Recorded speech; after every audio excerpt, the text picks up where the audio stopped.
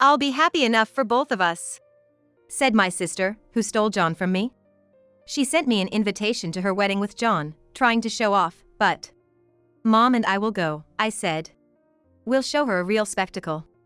Normally, my parents are kind and rarely angry, but it seems they've had enough of my sister's wrongdoing. Attending the wedding with a fearsome smile, the ceremony turned into a nightmare, not a celebration. My name is Hannah Turner, I'm 24 years old.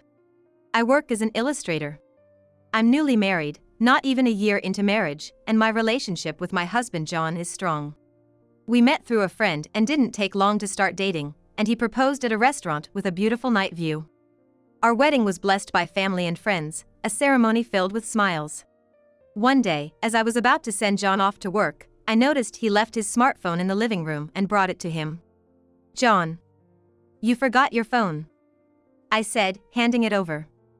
He took it, slightly panicked. "Thanks. That really helps. See you later." As he rushed out, I felt something was off about his haste. That was the beginning. After that, John started to carry his smartphone with him at all times, even at home. Suspicious, but I couldn't believe John would cheat, right? We've been getting along well without any major issues, so I reassured myself that everything would be fine. However, my trust was soon shattered. After finishing hanging the laundry, I returned to the living room and noticed a notification on my phone. It was an email from an unknown account. "Hey, long time no see? How have you been?" It seemed like someone I knew, but I've heard of scams pretending to be acquaintances. So I decided to ignore it. If it was important, they'd call, I thought. "Hey, don't ignore me. I can see you've read it. Ignoring your sister, that's just like you, always so mean." The moment I closed my phone, it rang, and the message was from the same unknown account, calling me sister. Indeed, I have a sister named Sally, but she's a troublemaker in many ways. Such as financial issues. Sally often borrowed money from friends for various reasons and then cut off contact without repaying them, leading to my parents and me frequently facing the backlash. However, because she was their daughter, my parents ended up repaying her debts. Next, there were complaint issues. Sally would immediately lodge complaints over the smallest inconveniences. Her manner of complaining was terrible. She would hurl abuse and even force those who came to apologize to kneel, making her an extremely problematic customer. Then, there were issues with men. Sally loves men, particularly those who were taken. She didn't care if it was a friend or a family member. If she set her sights on a man, she'd pursue him. Indeed, this caused friction with friends, and the fallout often landed on my and my parents' doorstep. It's because of her behavior that I wanted nothing to do with Sally, and we had been out of touch since she left home. But there was the word sister in the smartphone message. If it was really her, I had a bad feeling and hesitated to reply, deciding to leave it be. Whether it was Sally or some imposter claiming to be my sister, I wanted no part of it. However, my phone kept pinging annoyingly until I decided to open it to block the sender. What I found was shocking. "Ignore me all you want, but John is mine now, so hurry up and divorce him, okay? Thanks for finding such a great catch for me. From today, John won't be returning to you, so I'll send over the divorce papers. Make sure to file them quickly." Accompanied by a photo of John and Sally together, I didn't need confirmation to know it was true. My hands trembled as I sat down, overwhelmed by shock to the point of feeling faint. My hands trembled as I sat down. Overwhelmed by shock to the point of feeling faint. Following Sally's words, John never returned home, and all I received was the filled-out divorce papers. Attempts to contact John were met with complete silence. Suddenly stripped of my happiness, I was overwhelmed with sadness, anger, and became emotionally unstable. Why, John? I spent days in tears. After a few days of calming down, I decided to contact Sally. "What's your intention? Let me talk to John. You've been ignoring me all this time, and now you contact me without even a hello or apology. What's your intention? Excuse me? You're the one who should be apologizing. Just send John back here for now." "No way. He doesn't want to come back. He says he loves me far more than he ever loved you. And why should I apologize? It's your fault for not being able to keep him." No matter what I said, it just didn't get through. I was already in a terrible mental state, too tired to worry or think anymore. Enough. Finally realized it's hopeless? Clinging on will only make you more disliked, you know? If you're gonna resent someone, resent your own lack of charm. Loser. After this exchange, I closed my phone. I was done dealing with Sally and had lost all affection for John, who had chosen her. Before I knew it, I had signed the divorce papers. And just like that, my once happy marriage came to an end. My life became a mess after that. Perhaps due to the severe mental damage, I struggled to eat, feeling more exhausted than usual. I looked so haggard that my coworkers were worried, and though I tried to assure them with a smile, it seemed my body and mind were reaching their limits. Eventually, I collapsed at work. Waking up in the emergency room, I found my parents and a close coworker by my side. Hannah. Can you recognize me? Hannah. Hearing their voices brought me back to full consciousness. Looking around, I realized I was in a hospital, recalling my last memory. Ah. I collapsed, didn't I? My dad let out a sigh of relief. We were shocked when the hospital called. Aren't you overworking yourself? He suggested, but I knew the real reason.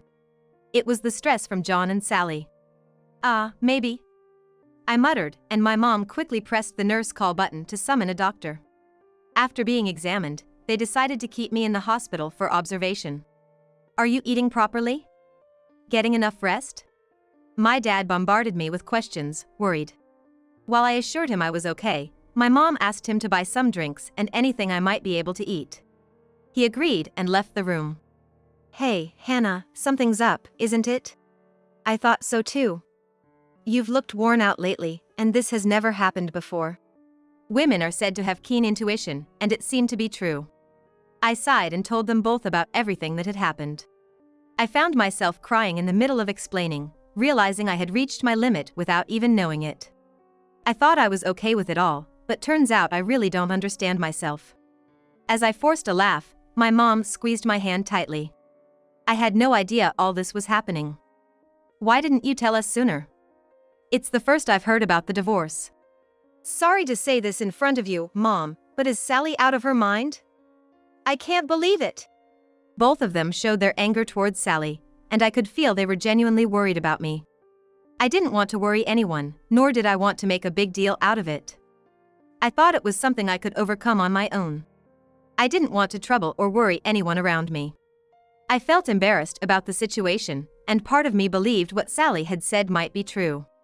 Maybe it's my lack of appeal that caused all this. That's nonsense. What are you talking about? Anyone can see that Sally and your ex are the unbelievable ones. Natalie is right. You did nothing wrong. To think you were suffering all alone. I'm so sorry. Both looked like they were about to cry. I regretted not relying on those around me more. My mom suggested I come back home for a while, considering my mental and physical state. And after the doctor also recommended rest, Natalie took care of the paperwork at work with my medical certificate.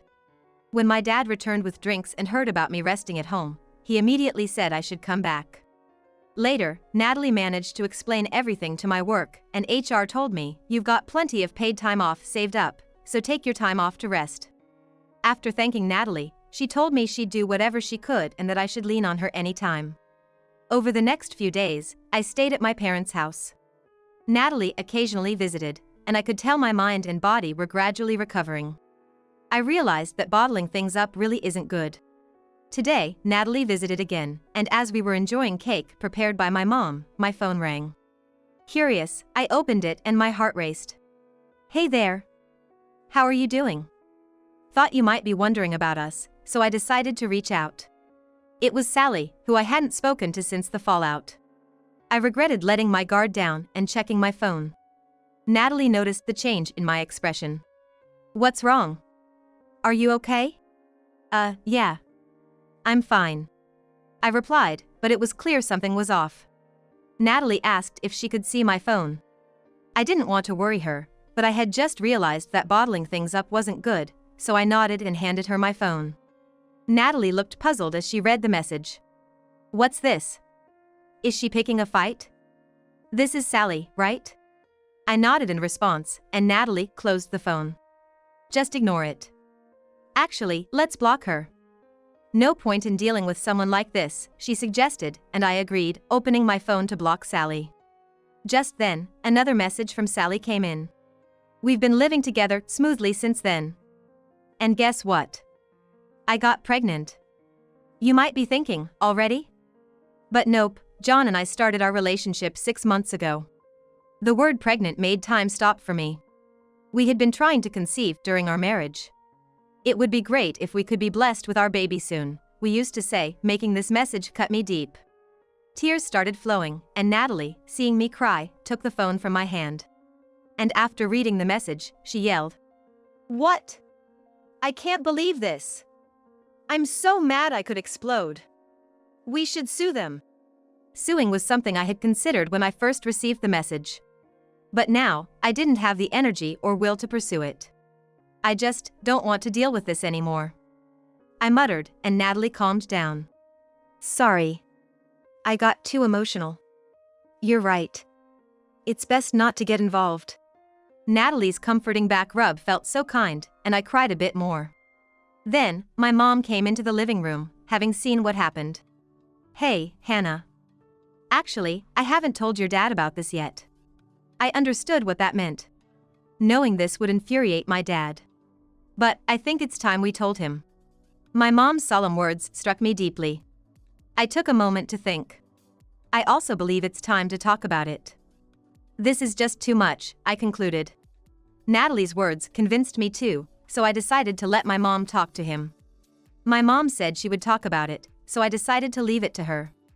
After Natalie went home and it got dark, my dad returned from work. Wow. Smells good in here today too. What's for dinner? Dad, welcome home. I'm back. According to Mom, Dad has been in a better mood since I came back home. Dad's usually not one to be in a bad mood, but he seems happy every day, and Mom told me how glad she was that I came back. Those words made me genuinely happy, grateful to have a place where I feel at peace. However, today Mom had a serious look on her face as she started a conversation with Dad. Welcome home, Dad. I'd usually love to chat about the usual fun stuff, but there's something important we need to discuss. Seeing Mom's expression, Dad seemed to understand and turned serious too. Then looking at me, he said, "It's about you, isn't it? Let's hear it." Dad's face was kind, and just looking at him almost made me cry. After explaining everything to Dad, his expression was calm but carried an air of anger, almost frightening. I see. Hannah, for now, don't block her yet. Huh? You don't have to read the messages. But wait on blocking her, Dad advised, and I nodded. Understanding he must have his reasons. Mom tends to accept Dad's opinions in situations like this. For now, Hannah, don't block Sally, and if she contacts you, just don't read it. It might be good to let Natalie know too. Understood. Thanks for telling us. Hannah, you're okay. You've got your dad and Mom here for you. And Natalie too. Dad and Mom's kind words and smiles made me so happy I ended up crying with relief. Seeing this, both my parents laughed. My heart felt incredibly warm. That night, I told Natalie, and she said, "It's great you have such supportive parents. And you've got me too." I looked up at the night sky, truly feeling it. After further discussions, I decided to move back home. Moving meant returning to my parents' house. Since the office is within commuting distance from their home, Natalie suggested it might be better for my mental health than staying in a house filled with bad memories. The rental contract was in my name, so I took care of the cancellation and sent John's belongings to his parents' house. On the day of the move, I also took care of the mail forwarding at the post office and successfully completed the move. I said goodbye to the landlord with a smile, able to leave on good terms. So, I started living at my parents' house again and successfully returned to work. My colleagues were very worried, but I could now answer them with a genuine smile, saying I'm okay. My boss also told me not to overdo it, making me realize once again what a great workplace I have. A few months later, I'm home. As I got home, my mom greeted me with a serious face. Welcome back, Hannah. There's something we need to talk about. Come to the living room as soon as you've changed. Oh, okay. Understood. I predicted something was up from my mom's serious expression. I changed into my casual clothes and went to the living room, where my parents were sitting with a puzzled look over a letter. I hesitantly took a seat in front of them and saw the letter placed before me. An invitation. I muttered, and Dad said, yes. It appeared to be a wedding invitation, but what could be the problem with it? Can I see it? Yes, you can. I took the invitation in my hand. The sender was, unbelievably, Sally and John. What? My voice escaped me in shock. You filed a forwarding address because you moved, right? This was sent to your house. That's right. No wonder both their faces looked grim. However, surprisingly, I felt calm. If this had happened before, I would have definitely been shocked, but now, I just felt disdained. Are you okay? My mom asked, concerned. Dad was also looking at me. Somehow, I'm much better than I thought I'd be. Seeing this, I can only feel disdain. Though, I do wonder how far they want to demean me. Right. Even if she's my daughter, this is beyond what I can tolerate. I'm glad Hannah isn't as shocked as we feared. But still, this is going too far. I could see flames behind my parents. I'm grateful for my dad and mom, who are angry for my sake. It's addressed to me. I don't have to go, right? I asked, and my parents looked me straight in the eye. Mom and I will go. What? We'll show them what hell looks like. What? Seeing my usually gentle parents this angry was a first for me, and it made me uneasy. But, this is addressed to me. Well, we are the parents of the bride. It would be rude not to attend, right? Exactly. Our daughter's wedding, looking forward to it, Mom. Yes, really. My parents exchanged smiles. I could only give a wry smile. When I told Natalie about it, she didn't seem surprised at all. Aren't your parents right? If you're related to the bride and groom, you have to attend. But wow, a wedding, huh? I could tell she was smirking, even over the phone. Everyone around me is strong, but they're also scary when angered. On the day of the wedding. Are you really going? Are you sure? Watching my parents prepare to attend the wedding, I asked anxiously. Why worry? There's nothing to be concerned about, my mom said with a smile, but her eyes weren't smiling, which made me nervous. Dad had a similar reaction, dismissing my worries as they continued their preparations. I hope it's okay. Ignoring my concerns, the sound of a car arriving could be heard. I went to check if they had called a taxi, only to find a familiar car parked outside. And who should get out but Natalie? Natalie! What are you doing here? I blurted out as I opened the door, seeing her dressed in a party dress, looking glamorous. Good morning. Are your dad and mom ready? No, answer my question. What? I'm attending the wedding too. What? I was shocked by Natalie's statement when my parents came out of the house. When I asked them what was going on, it turned out that one of John's relatives is a friend of Natalie's, and after learning about the situation, she was invited to attend as his relative's girlfriend. My parents didn't object, instead, they seemed enthusiastic about going together. As I wondered what they were thinking, Natalie said, I can't just stay quiet after what happened to Hannah. You understand, right? Though I was anxious, I agreed. Then my parents and Natalie left for the venue in the same car. I felt maybe I should go too, but Natalie seemed to read my mind and said, if you want to see, I can show you through a video call. I decided to stay home and rely on them. Curiosity got the better of me, so I contacted Natalie for a video call. Upon arriving at the venue, my parents and Natalie went to the reception. Natalie was listed thanks to John's relatives' arrangement, but my parents weren't on the guest list since they weren't invited. The receptionist went to confirm their names, and then Sally appeared. Sally was surprised to see my parents and couldn't hide her confusion. Why are you here? Why? We're the parents, it's natural for us to come. There was some mistake, and we didn't receive an invitation, my parents said, which made Sally force a smile. The invitation was meant for Hannah. Yes, we were surprised when Hannah told us. We had no idea about the wedding. Since Hannah couldn't make it today because of work, we came instead. Sending an invitation to Hannah is fine, but you should have sent one to us too. It wouldn't look good without the bride's parents, right? My dad mentioned the lack of invitation twice. Although I couldn't see my parents' expressions through the video call Natalie was sharing, I could imagine. Right. Yes.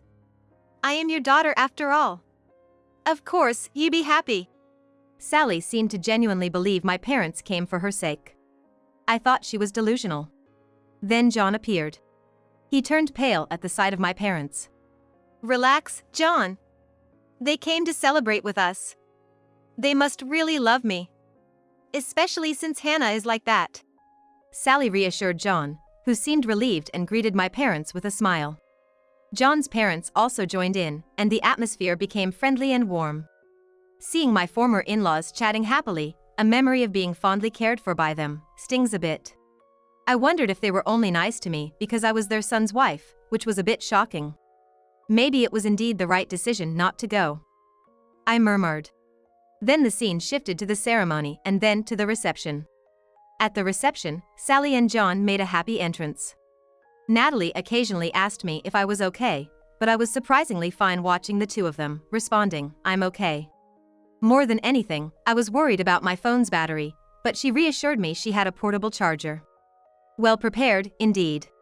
When it came time to read the letter of gratitude to the parents, Sally started panicking because she hadn't expected her parents to come. Seeing this, my parents asked the MC for the microphone. Today, we weren't actually supposed to come, so it's understandable that Sally wasn't prepared. As a surprise from us, we'd like to convey a message to our daughter, Sally. The venue erupted in applause. Sally, seemingly relieved by the save, smirked and clapped. Dad. I'm so happy. Her exaggerated gratitude was irritating. I continued watching, feeling uncomfortable. My dad then started something unbelievable with a smile. Our surprise from us to you is this, he announced, and suddenly the doors of the reception hall opened, revealing several men standing there. They all were looking outraged. I watch over the scene wondering what's going to happen. Sally turned pale at the sight of them. Our Sally is so charming that she has received affection from many men. The kind Sally has responded to all these feelings, making her our pride and joy. And today, these gentlemen wanted to give a surprise, so we brought them here. Wait. Dad. How did you know? Sally. I had no idea you were so considerate. Now, gratefully accept this surprise. My dad initiated, leading to the men storming the stage, expressing their anger. Sally tried to escape, but was confronted with accusations like, "What do you mean you're marrying someone else? How much do you think I've spent on you? And pay back the money you borrowed." Sally turned pale and was nearly in tears.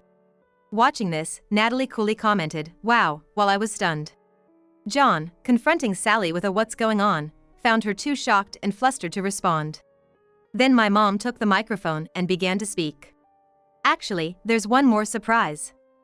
As my husband mentioned earlier, our daughter Sally is very charming, so much so that she's also popular among women.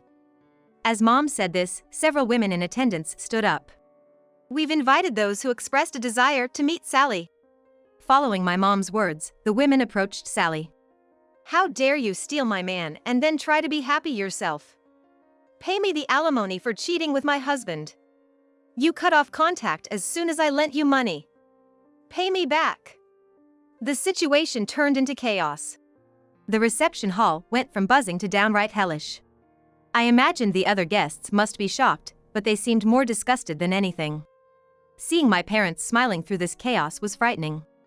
And I realized this is the kind of reputation my sister had. In the midst of this uproar, someone took the microphone. Sally, to have such an attractive person as our son's bride is truly heartwarming.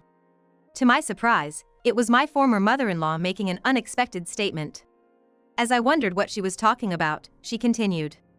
It might not compare to the wonderful surprise prepared by Sally's parents, but we also have a surprise for you.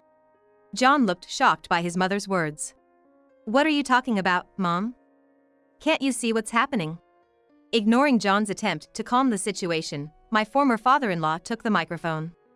First, we'd like to thank Mr. and Mrs. Sally's parents for such an appropriate surprise.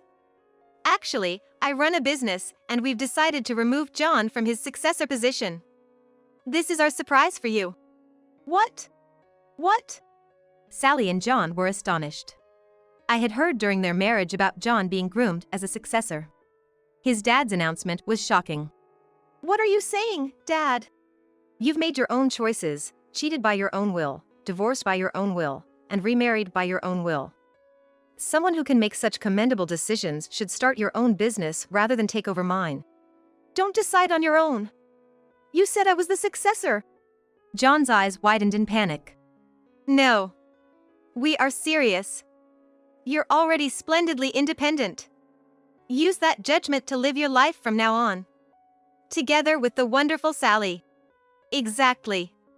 Having a son who can make such self-centered decisions, I couldn't be prouder. My jaw dropped. My former in-laws seemed to be laughing like my parents, but their eyes weren't smiling. They seemed pretty angry. Natalie was chuckling upon hearing this. Serves them right. I can barely hold back my laughter.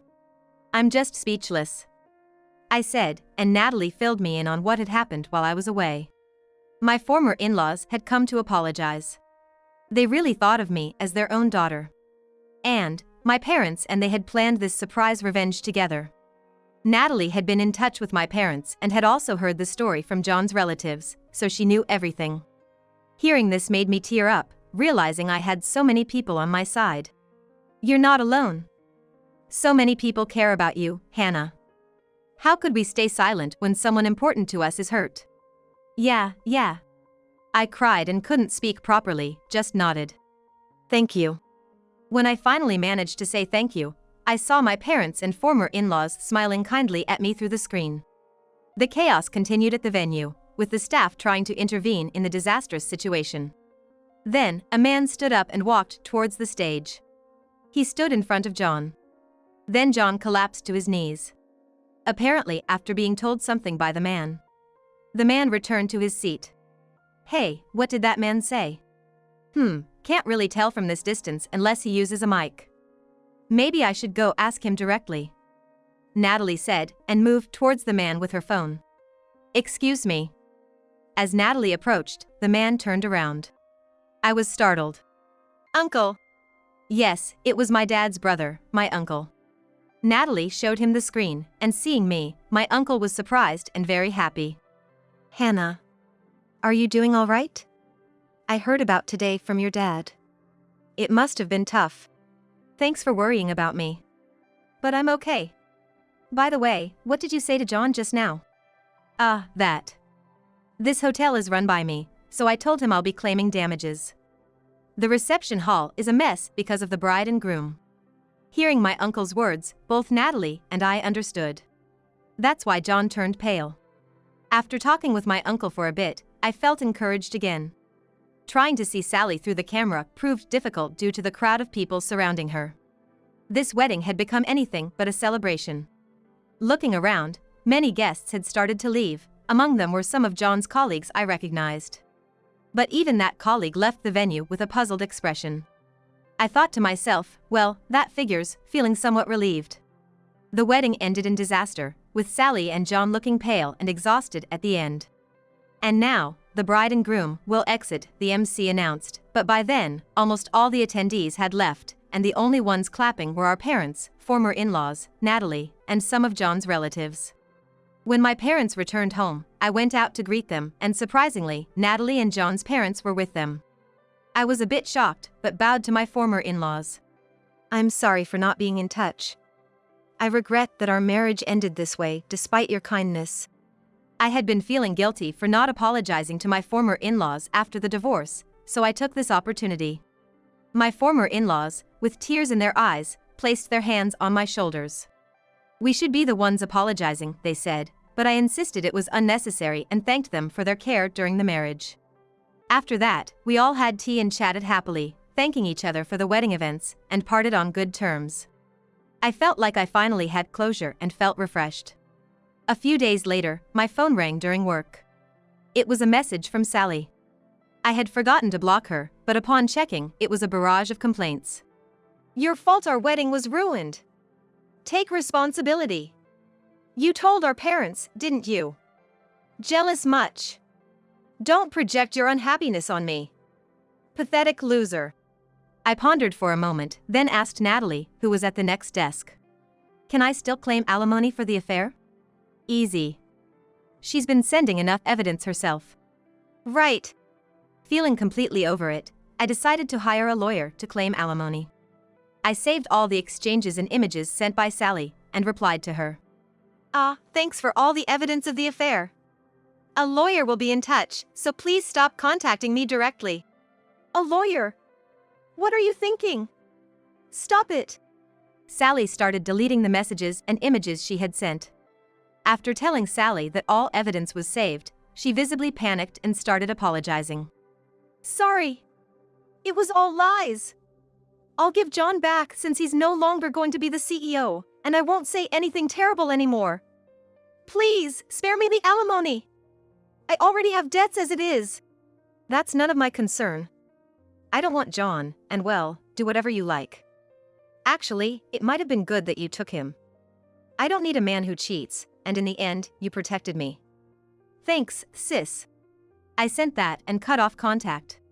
After blocking Sally, she tried to reach out from different accounts, but I blocked those too. I consulted with the lawyer I was referred to and submitted the evidence.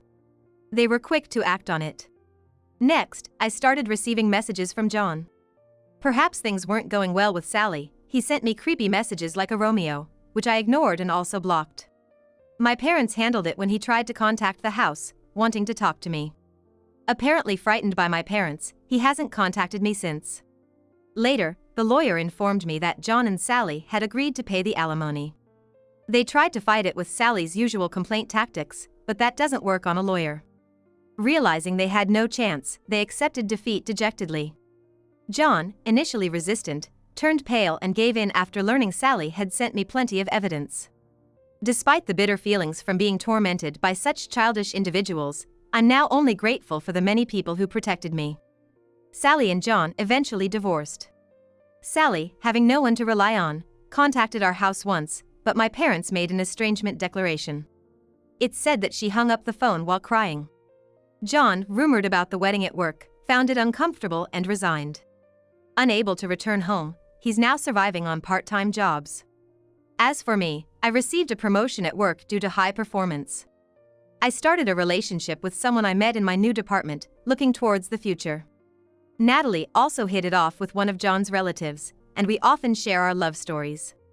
Next month, as a celebration, my parents, Natalie, and even my former in-laws are planning a hot springs trip together.